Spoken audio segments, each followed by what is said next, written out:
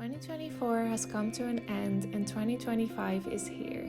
Last year I did a reflection video on 2023 and my personal journey with starting to post videos on YouTube. I wanted to do something similar this year as it seemed so fun to me to collect the footage of the past year and look back at it with fondness and gratitude. Of course, collecting the footage was easy and enjoyable, but then I had to figure out something to say. I kid you not if I say that this is the fourth time I'm writing a script for this video. The thing is, I am in a bit of a period of inner transformation, and what works for me in this moment is that I just take it day by day. So it doesn't serve me right now to set concrete goals for the next year. Yes, I might put together a vision board with general ideas and I might set some intentions, but a hard schedule with a timeline or specific goals just isn't going to cut it right now. So a reflection of everything that I did or everything that happened in the past year isn't necessarily compatible with where my head is at. Now that being said, I do have some thoughts on the things that did serve me and some general reflection on the progression of this YouTube channel. What I found that served me most in the past year is to truly listen to myself and be honest about the things I want and don't want in my life. I noticed that some of the things that were holding me back the most in my growth was the tendency to put others' needs, asks, or opinions before my own. I guess it's a way to keep the peace, but it also robs me of choosing my own path and taking responsibility for those choices. What I found is that outsourcing your intuition is never helpful.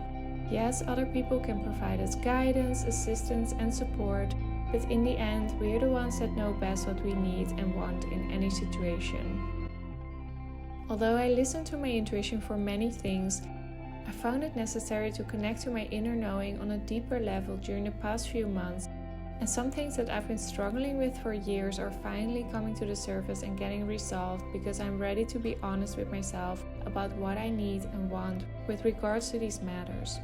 I embrace the love and support from the people around me, but also have to catch myself when I'm putting other people's advice above what I feel is right for me. And if you feel like that's great, but you're not sharing what this is all about, well, that's intentional too. The truth is, I'm still in the middle of a transformation myself and I'm not ready to share whatever it is I'm working through. And although I do believe that transparency is important, I also feel a clear boundary about what I want to share and what I want to keep to myself. And that might make this whole story vague or a bit more open to interpretation than you might prefer as a viewer. But it is honest, and I think it's preferable to be honest while maintaining my boundaries with what I share and don't share instead of oversharing or being performative. In Dutch we say, honesty takes the longest, meaning that it might take you longer to get where you need to go if you're honest, but it is a more durable accomplishment, and that's exactly what I'm experiencing right now. So there's another lesson, if you can call it that. It's okay to keep things to yourself sometimes.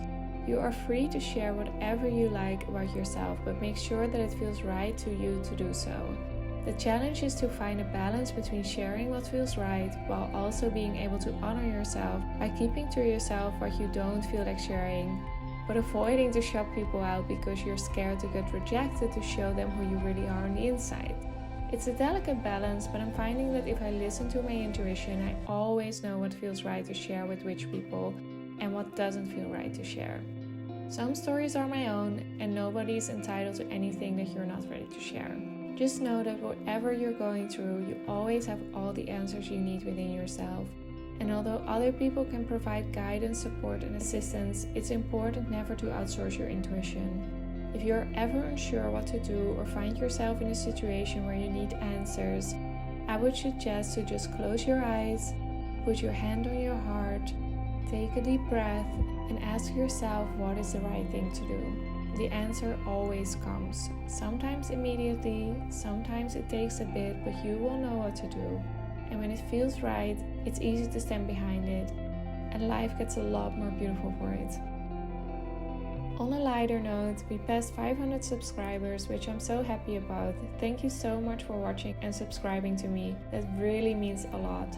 So far you've all been really nice, so I appreciate that.